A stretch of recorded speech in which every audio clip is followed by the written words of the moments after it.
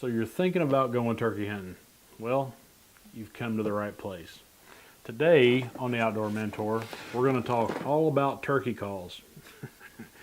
Yeah, I'm a hoarder. I've got a problem. I've got a problem. That's it. Please help me. If you've never been turkey hunting, or maybe you're going by yourself for the first time this year, you're going to want to know some ins and outs of running a turkey call properly.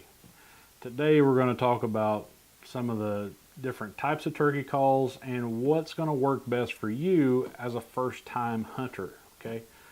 Welcome to the Outdoor Mentor. I'm your host, Dustin Apple, and this channel is dedicated to making you a better sportsman, a better archer, and ultimately a more successful hunter. This is an archery community, and it wouldn't be the same without you. So don't forget to subscribe, ring the bell, leave me a comment, and let me know where you're watching from. What state are you hunting turkeys in this year? Now let's get into the video. I'm prolonging the inevitable, so this time of year rolls around, season starts to come upon us, and the weather starts to get a little warmer, and the hair stands up in the back of my neck, and I run out and I start buying crap. Well, never mind, that season doesn't change. But anyway, what are the different types of turkey calls? Okay, there's all kinds of different ones. Okay, one of the very first, if not the first turkey call I ever bought was this HS Strut Field Champion. Okay, and it's a box call. All right, this one has plastic ends, plastic bottom, wood sides. I think it's made of redwood, but you make noise by simply rubbing the top against the sides. Now, there's all kinds of box calls, okay? Here's another Night in Hell. If you haven't figured it out by now, I'm a fan of Harold Knight and David Hale. I see them a couple times a year, and I love both of those guys. But this call, as you can see, has got a black substance on it. I don't even know what it is. And it's on the sides too. This call is made to work in wet conditions. So you get the sound of the wood and the vibration, but it will always vibrate because it's got this surface adhered to the paddle. Okay? And as you can see, as you can imagine, the smaller the box call, the higher the pitch is going to be. And that's kind of a standard rule of thumb, but it also has many other features or many other factors as well, depending on what kind of wood it's made from, depending on how thin the sides are, will determine how high or low pitch a turkey call is from a box call. Now, the downfalls of a box call, not only, being that most of them don't work in wet conditions, is they have a definite sound to them. You can hear somebody rapping on a box call from a long ways off and know that that is a box call, okay? And I'll kind of give an example.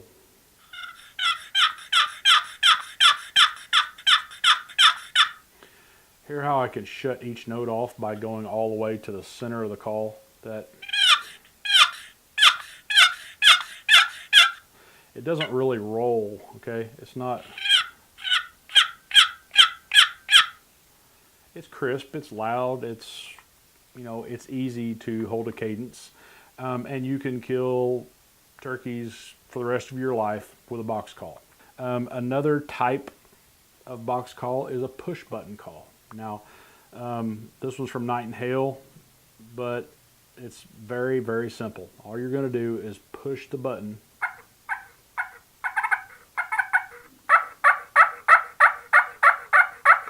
Okay? You're able to make a series of yelps. You can even do a little bit of a purr. Okay? Not too bad. Very economical, very user-friendly.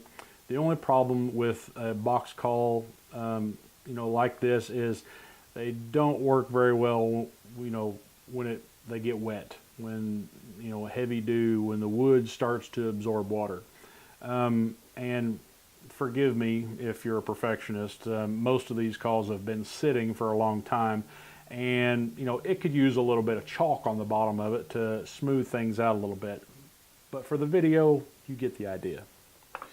Here's another box call. This one, the whole thing is covered in that sound, and it's more of a pinch style. So it's spring loaded. Okay, kind of has its own use, one-handed. All kinds of box calls, guys.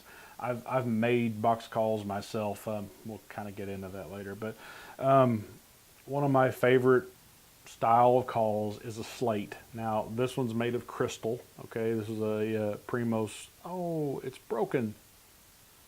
Oh crap. I had no idea. I just rolled it out of the box, and I don't know if you can see or not, but it has got a crack right in the center of it, right here. Well, that calls crap. It's no good anymore. You see, how a slate works, there's a dome inside the call, and then a piece of slate or a piece of glass over the top of it, and then it'll be glued all around the outside. These can break down over time with abuse and determine whether it's got good glass or good you know, glue in it.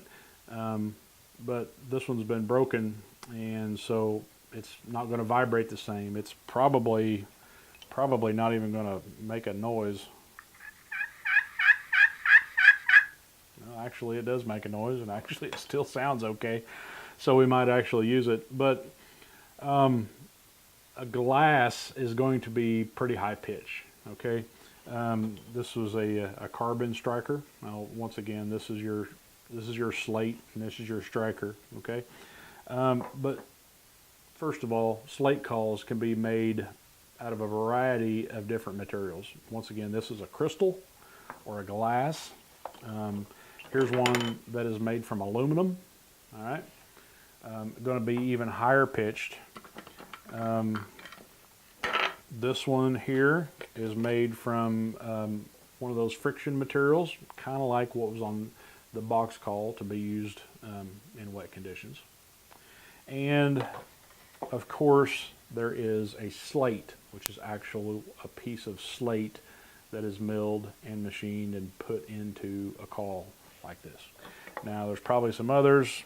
That's what I've got on hand, but they all work relatively the same. You take a striker, you rub it against the, it's a friction call. You rub it against the slate, and the sound will come out the back. And as you can see on this other Nightingale smaller style pocket series call, that this part, which would arguably called a soundboard, okay, and this, which is kind of dished on the bottom with holes in it, is where your sound is going to come from. All right, so I can cut my hand, all right, and I can point this call in a direction. All right, so a slate is not only easy to use, it's sort of directional, okay, or I can cut my hand and kind of muffle it, and I'm pointing this cup back to me to minimize the sound. Okay, I'm grabbing this slate or this carbon striker because it's right here in front of me.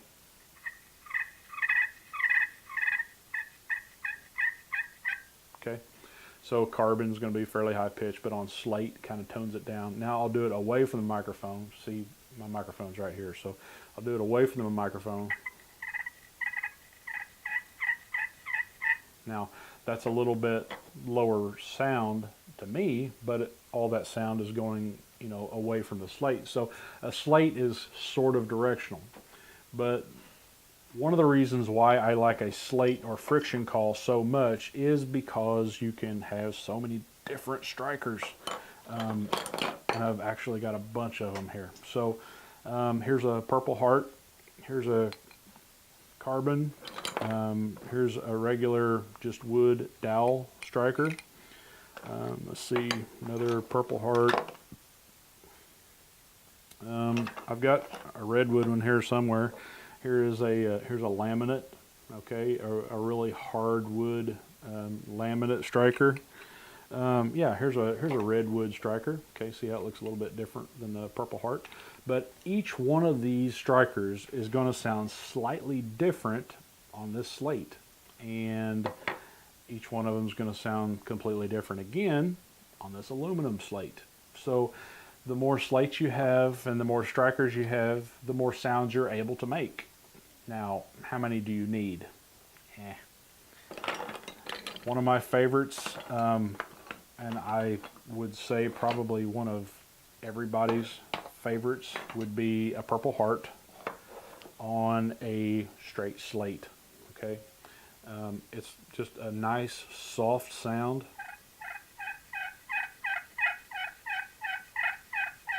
Okay, it's not real high pitch. It's just a nice soft sound. And you know, we'll kind of get into the calls that you need to make and how to make them later on. Right now we're just talking about all the different types of calls. Now, slate calls can be expensive. If you follow call makers on Facebook, or you go to a trade show and there's a guy there, you know, who has made handmade calls, okay, you know, something along these lines, that he's, you know, cut out something really elegant wood and he's got his own style of glass slate on here. I mean, you might spend a couple $100 on a slate call. Now, my personal preference, I'm not going to do that, because I know how I am with equipment, and just like I said, just like I showed you, this one's broken.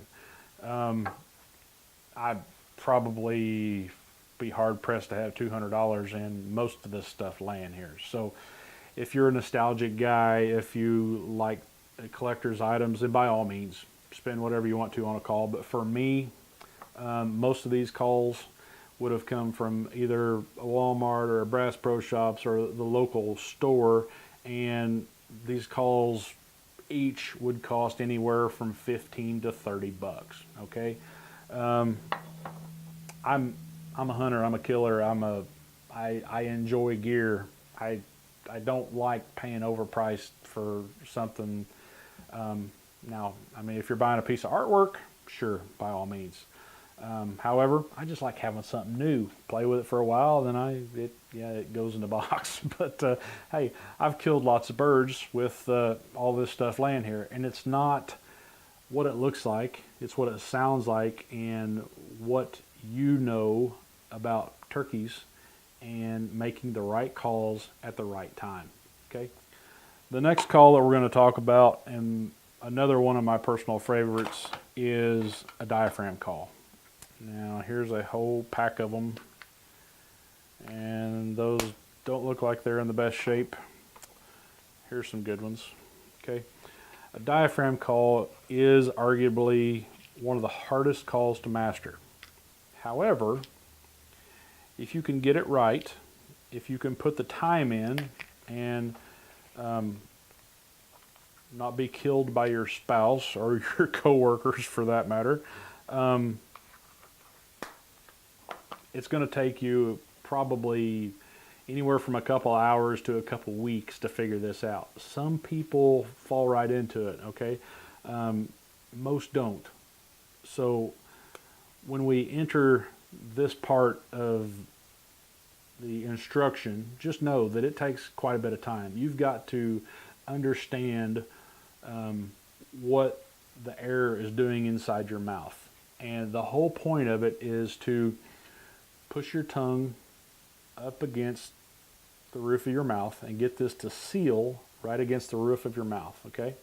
And then you're going to push air in between your tongue and the reed across the bottom, just like this. And as that reed vibrates from the air that passes over it, it will make a sound. Now, this one's been put up for a while. I'm going to go ahead and soak it for just a minute. And it's a good idea to put a call in your mouth, get the reeds moist, okay? Get your mouth used to it for just a second before you start calling. You start blowing on a dry reed, it's not going to sound right. It's going to be harder to blow, honestly. But all I want to simply do with this mouth call is just do a small little series of yelps. So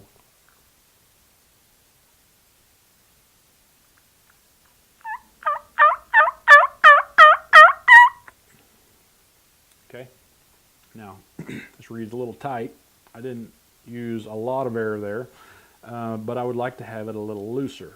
Now, the tighter the reed, the more reeds there are, the higher the pitch of the sound, okay? The louder it will be. The lower number of reeds and the looser they are, the less air it's going to take, but the lower the pitch it's going to be. So let me try again, and I won't push my tongue up against it, okay? And I'll open my mouth to let air flow over it a lot easier.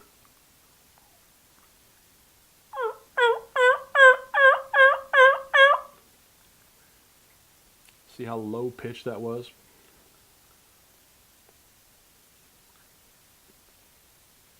Now I'll push my tongue up against it harder and harder as we go along.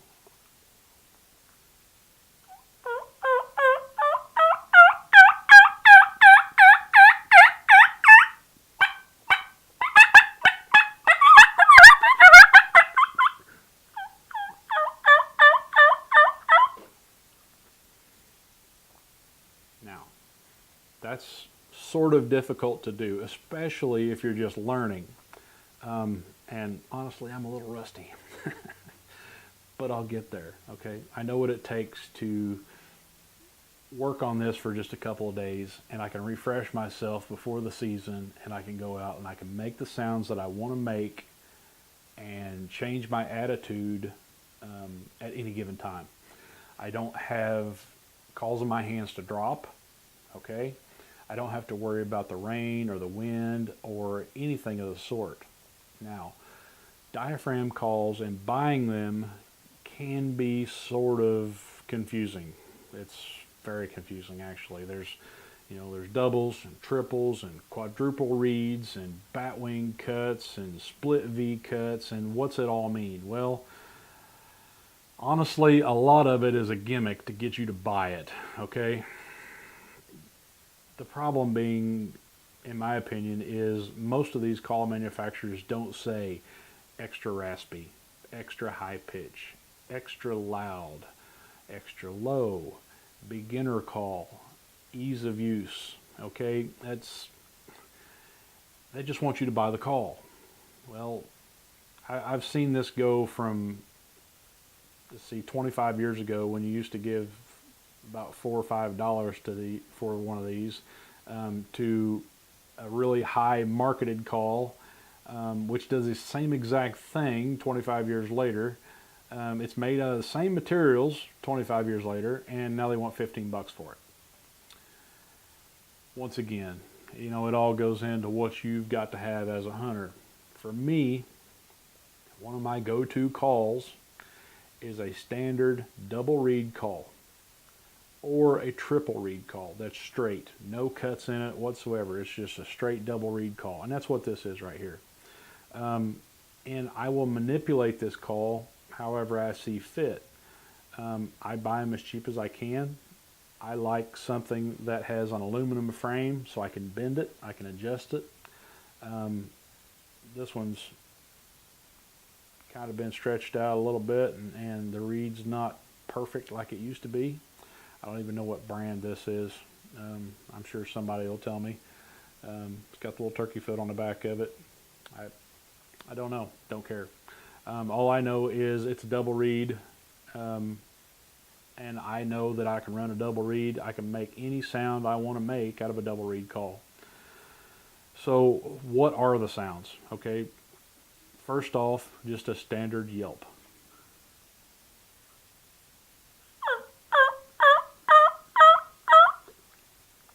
Okay, now as you saw there, a yelp will be anywhere from 4 to 7 notes, okay? And typically we'll go up a little higher or down a little lower throughout the strand. Sometimes you can get a little higher pitch, sometimes you get a little lower pitch as you go, but you want to sequence them in order, and act natural. If you get the opportunity to listen to turkeys in the woods, or hey, go on YouTube and listen for natural turkey calls, okay? There's lots of videos with turkey calls and audio of turkeys in a flock, all right? The calls are going to be the same. Some of them are a little higher pitch, a little lower pitch, but the sequence is the same. And a standard yelp, a standard calm yelp, will be 3 or 4 notes.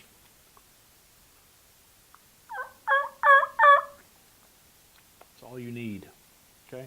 You can kill turkeys with that right there. That's all you need. But to tell a tom that you're there, okay, that's all you need. 3 or 4 yelps. Hey, I'm over here. Maybe you ought to come check me out, all right?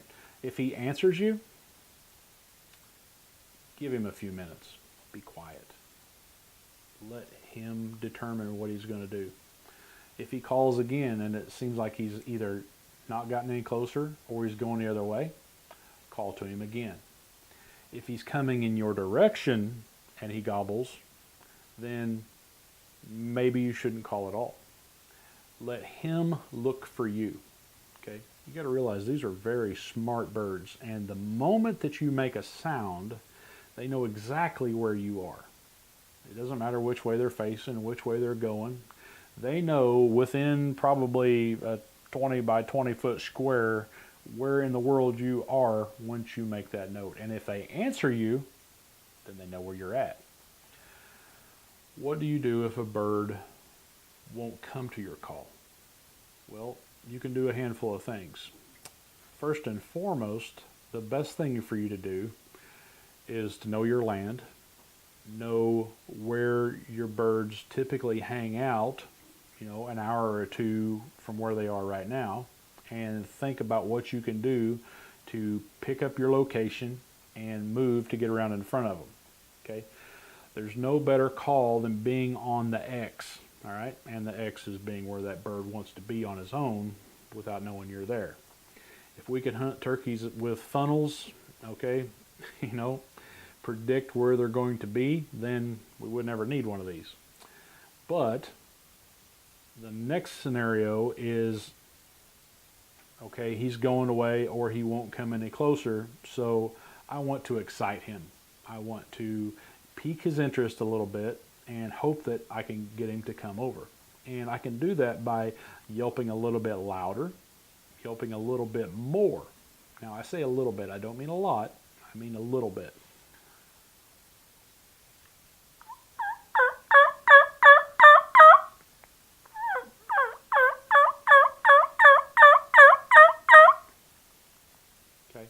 I'm just a little bit louder. I added 1 or 2 more notes to my sequence, okay? And I want a response from him. I want him to act like he's interested, okay? Turkey hunting to me is like, it's kind of like writing notes, okay, in junior high. Hey, you want to be my friend? Check yes or no. I want to hear from you, okay? If you don't hear from you, then you're probably going to get, a little bit more frustrated, a little bit louder. Hey, what about me? I haven't heard from you, okay? It's a back and forth. Where are you at? What are you doing? All right? Once a bird has answered you and he says that he's coming your way, chances are he's only going to answer you a couple of times if he's committed to coming in your direction. If it seems like he's getting closer, but he didn't answer you, at that point you need to shut up, all right? And I mean completely shut up. So you're working your bird and, he may gobble a little bit back here in the woods. But right before he comes out of the woods, he's going to shut up. He's not going to let the world know where he's at, all right? When he steps out to the edge of the woods and he can see for a long ways, maybe it's just out of the edge of a thicket or whatever, okay, over top of a hill to a point to where he can see. He's going to shut up right before he gets there. He's probably not going to answer you. when that happens, if you know that a bird's coming to you and he quits answering, get your gun, get your bow, get ready to make the shot, because he is going to, pop out at any given second, and from that point on, he's going to have eyes on you. All right? A turkey's eyes is by far the sharpest thing in the woods. Okay? Turkeys not only see in color, they can pick up on movement very well, and their eyes aren't like you and I, to where we've got about 180 degrees of visibility. Turkey's eyes being on the side of his head, he can almost see 360 degrees, and he can see in color. So you give that,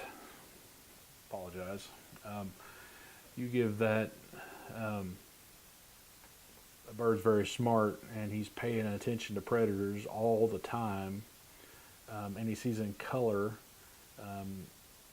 It's been said that if a turkey's nose was as good as a whitetail's, then you'd never kill one. And I firmly agree. Turkeys can be very smart, but they can be very predictable. If a turkey were to come out of the woods, just like I explained, and he gets to that point to where he can see, okay? Maybe, for instance, it's a strut zone, okay? He's going to strut back and forth in that strut zone. It don't matter how many decoys you got out. It doesn't matter if you've got a foam fold out or you've got an AVNX, or Dave, whatever his name is, the best decoys out there, okay? Doesn't matter. If he's decided that I can be seen very well right here, and I'm not going over there, you need to come over here, you're not going to change his mind. Okay? So in that instance, that's kind of why lots of times I don't prefer to use a decoy.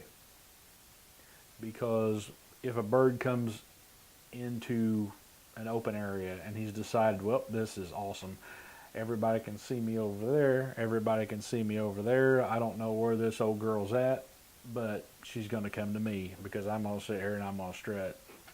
I'm going to show the world what I'm made of from right here. Well, when that happens, he's not losing interest, but he's doing what comes natural. You've got to realize that calling to a turkey is trying to reverse nature. Okay? I'm acting like a hen and I'm saying, come over here, pretty boy, come on over. This is where you need to be, come on over. Well, the natural thing is for the bird to gobble and strut and look pretty, and all the girls come to him. And I wish it was like that for me. Anyway, you get my point.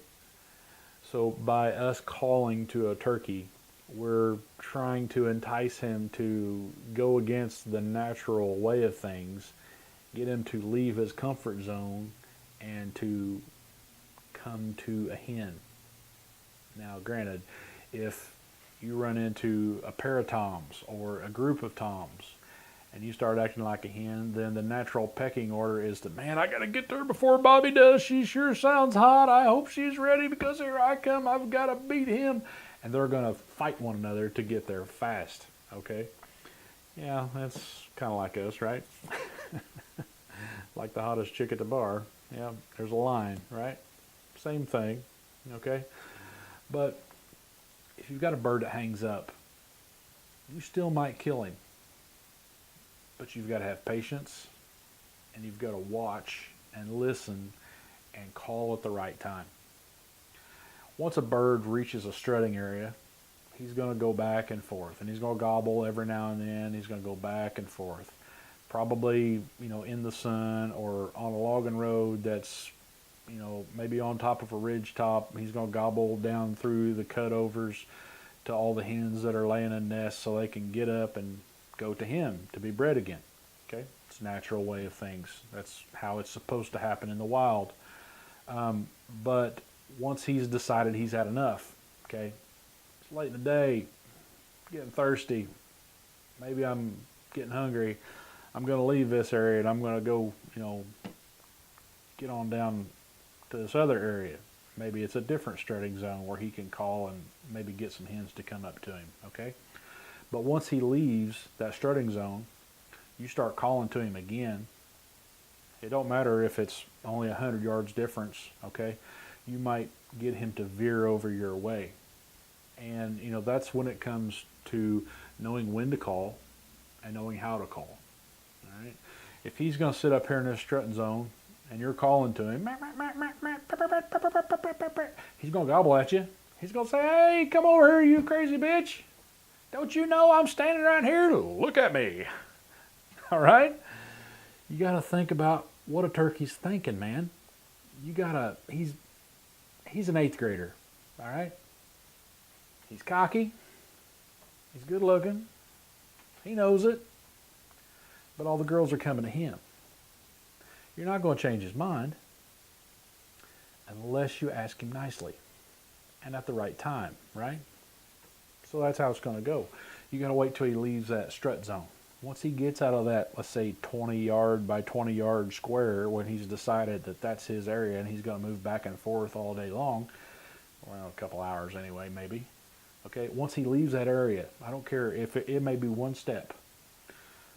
If you can lay eyes on him or you can hear him and you know that he's moved from right here to over here, he's on the move. He's still looking for love, but he's determined that sitting in this spot ain't going to work. I'm going to try something different. If a turkey's looking for love, you might be able to call him out of his normal way about things to come over to get to where you're at so you can kill him. This is where knowing your terrain, knowing your timing, scouting, and knowing where birds are at multiple times throughout the day is going to come in handy. If you know a bird is down in this field over here in the afternoon and he's strutting up on this roadway at 10 o'clock, then you know first thing in the morning, I'm probably going to go up by this roadway. Later on in the afternoon, I'm going to slip down in the bottom and I'm going to try to get in that field or around it close so I can get him to come on over. You're probably not going to go to the field first thing in the morning and then be disappointed by 10 o'clock because he's still up on his hill. You can steer a turkey. And depending on how hot he is, you can call him for a long ways. But for the most part, you're going to just get him to move out of his normal direction just a little bit to come see what's going on. Or to maybe entice a new hen that he didn't realize was in the area. That's another thing. What about some of these calls, and what about sounding like a different bird? Not only can you sound like a different bird with each different call, but you can sound like multiple birds. Drop my diaphragm. Okay? So, go ahead and put the diaphragm back in. Grab my slate. Now, you don't want to contradict yourself. Okay? You don't want to be all acting nice and innocent over here and then take your mouth call and start cutting. All right? It just doesn't make sense. Why is one hen calm and collective and the other one really excited? However, you can do a nice soft purr and maybe this hen will answer.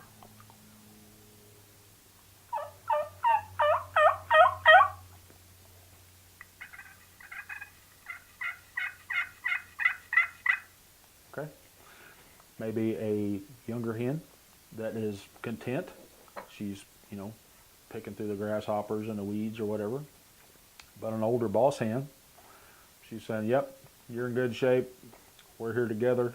All right? That's going to be pretty attractive to a bird who is, looking for love. Now I'm thinking that there's multiple hens over there. That's even more incentive for me to go in that direction. What if a bird will gobble at you and he will not change direction at all?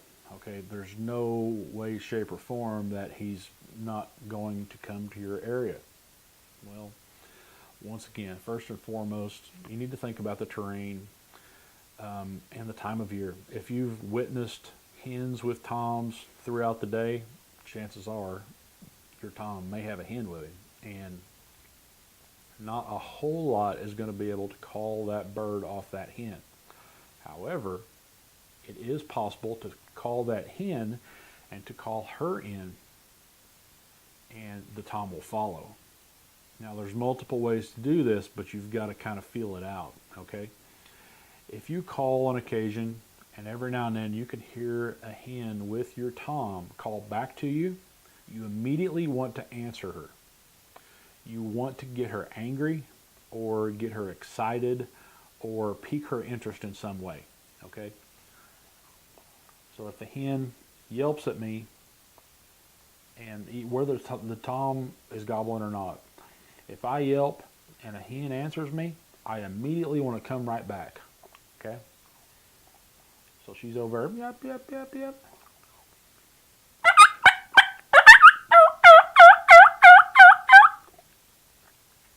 Now that's what's known as a cut. So that lets that hen know that, hey, I'm excited, all right? I'm excited that you answered me, all right? You know how old girls get together?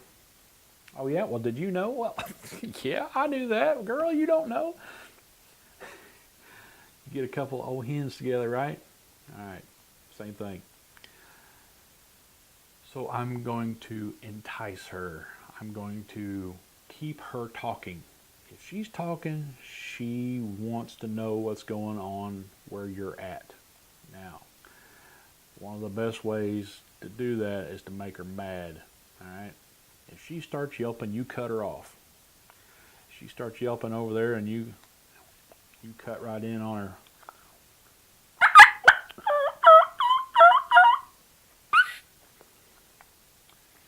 You cut on her and just be quiet for a minute. If she yelps again, you cut on her again.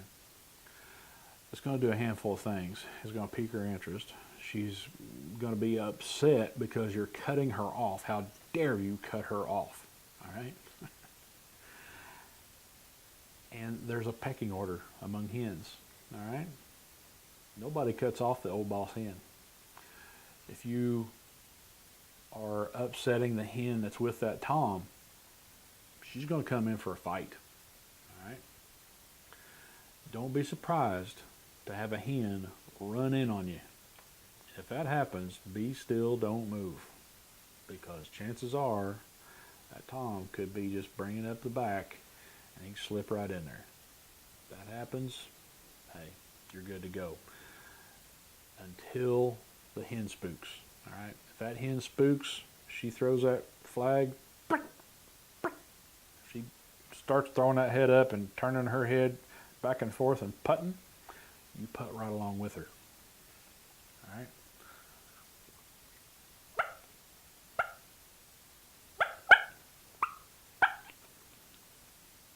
Now, at this point, if this comes to be and this happens, you've got a hen that's sitting here turning her head sideways and she's putting.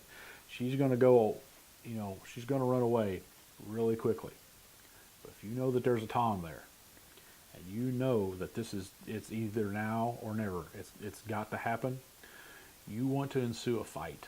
All right. Now, granted, if there's no decoy there, then chances are your hen's, probably going to bust. But you want that tom to think that there's a handful of hens fighting over there. And you can do it with a mouth call, or you can do it with a slate call as well. But a fighting purr, okay? A fighting purr is a purr and a couple of putts. A purr and a couple of putts. And it actually works best with a higher pitch striker like this slate, but you can apply just a little bit more pressure. Okay, a normal purr. Okay, that's a normal purr. We want a higher pitch purr or a fighting purr. We're going to push down a little bit harder and pull just a little straighter.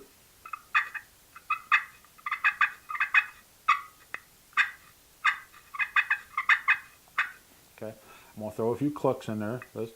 That's a cluck. Just a straight little. And I'm not pulling the striker completely straight. I'm kind of doing an arc, all right?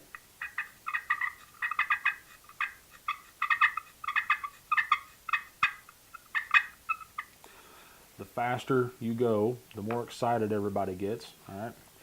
I kind of like doing it on my mouth call, but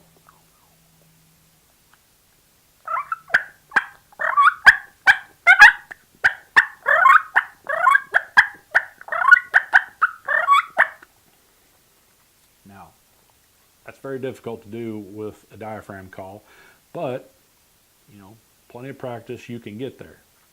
I'm hands-free. I can make those noises, and, you know, I can keep my attention on my target in front of me.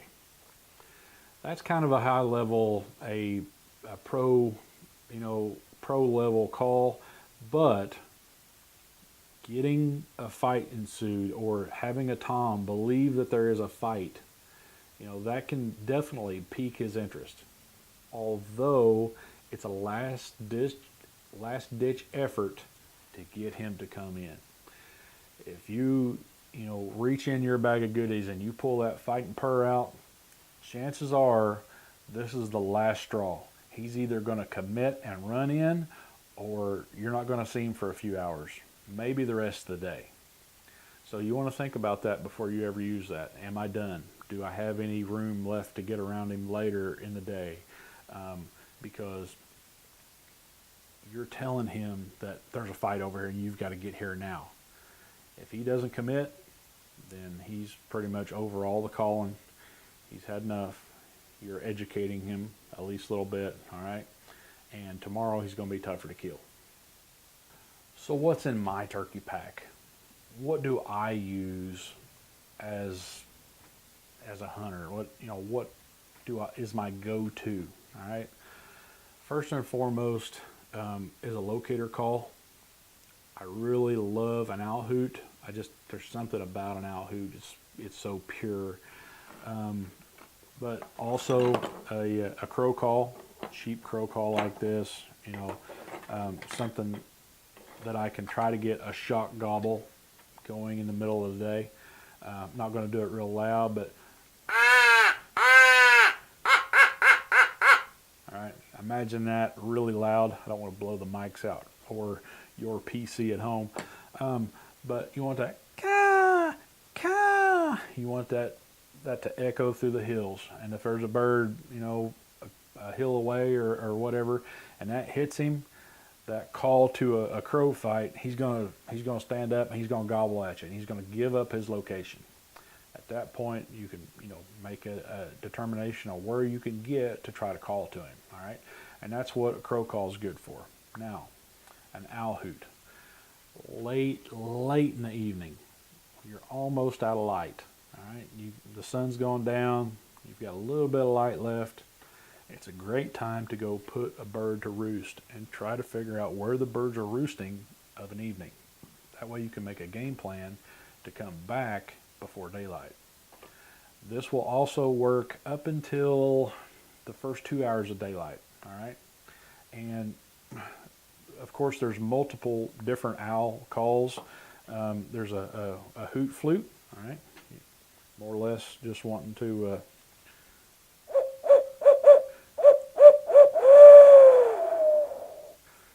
or another one. All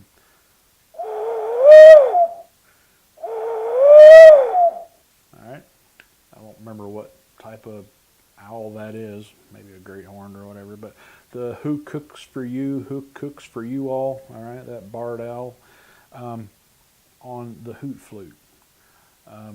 Cheap call, great call to keep in your pack. But I also like a reed style owl hoot. Now you can get pretty crazy with one of these, but I love it. If you've ever heard barred owls of a springtime, see, it's their mating season too. And you get a couple males together, they start hackling and caulking and chasing one another around a cedar tree. They can get pretty excited. And if you've ever heard that in the spring turkey woods, every turkey within a mile is going to be answering to those barred owls that are going nuts. And you can't do that on a hoop flute. Okay, you've got to have a reed style.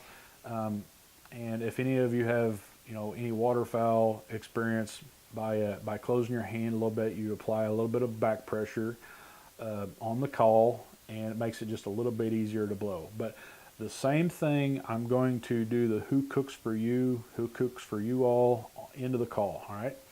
All right. Now I can blow a little bit harder, and it doesn't sound kind of like a duck call, like it's kind of really low pitch. But the higher and the harder that I blow into the call, it will really peak, really get loud. So, all right. At the very end of it, I'm just going to like more or less roll my R, okay? And I'm just going to kind of growl in the back of my throat. That by doing that, that'll roll off the end of it, just like an owl would in the wild. All right. And by doing that, right at the end, I'll just cup it, and it'll go from all right. Just by moving my hand just a little bit, I can make that note go deeper, and my growl becomes a little bit more gravelly and a little deeper. I love the owl hoot, and I love the way it sounds. If there wasn't turkeys gobbling, I still love to get out and blow this thing out into the woods because it just sounds amazing. But and you can get kind of crazy with it, because a barred owl doesn't just go who cooks for you all. All right. One owl might, but you get a couple of them together, and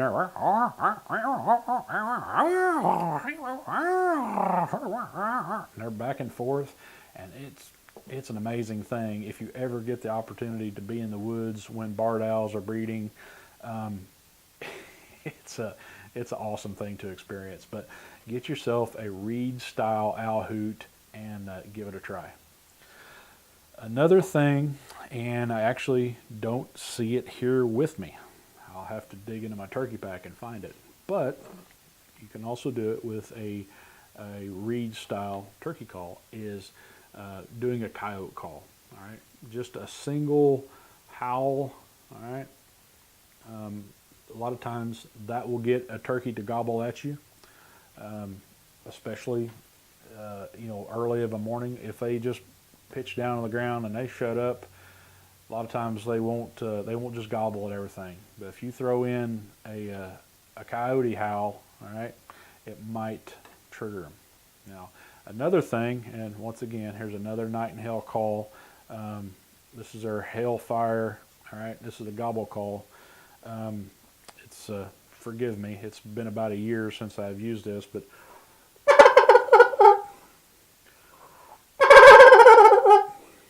okay, you get the point. It's not terrible, but when I'm blowing into this call, I'm going all right, and I'm getting that reed to kind of flutter as I'm blowing through it. You can't really use back pressure on it. You've kind of got to trumpet it, but being able to duplicate a small bird, okay, a Jake gobble, isn't as full as a big gobbler, but a Jake gobbling will a lot of times trigger a big bird and make him gobble.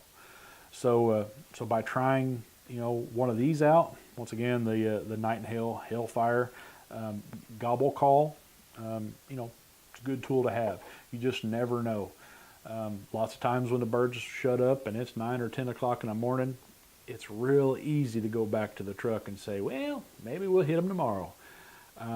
But when you've got these tools, a knowledge of the land, a knowledge of what birds do throughout the different times of day, you can, keep the rhythm going and go just a little bit deeper in the woods and try for one more set before you head it on back to the truck. Guys, I hope this look into some turkey calls has fueled your fire and got you excited for the coming months. I would like to take this time to apologize to your spouse, loved ones, and all your coworkers, because I know you're going to be blowing on one of these calls for the next 2 months, and sorry guys. Hey, I had to teach him somehow, so guys, thanks for joining me. My name is Dustin Apple, and this is the Outdoor Mentor. It's an outdoor community, and it wouldn't be the same without you. So go ahead and subscribe and ring that bell. Give me that thumbs up if you like the content in today's video. If there's anything you need to learn to make you a better outdoorsman, drop it on a comment on any one of my videos, and I'll do the best to help you.